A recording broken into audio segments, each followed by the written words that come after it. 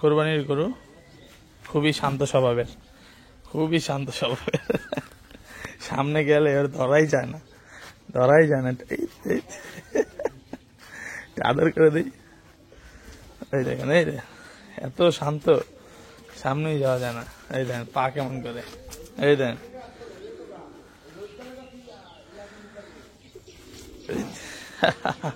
দেখেন কেমন দাম হবে, একটু সবাই কমেন্টে বলেন এর দাম কত হইতে পারে। দেখেন গরুটা, মাশাআল্লাহ।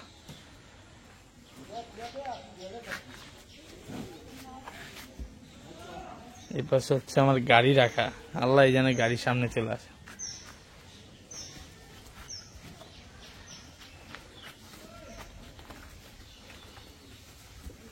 বাবা খুবই দেখতে সুন্দর। আচ্ছা, গরুর দামটা নিচে হচ্ছে 68,000 টাকা।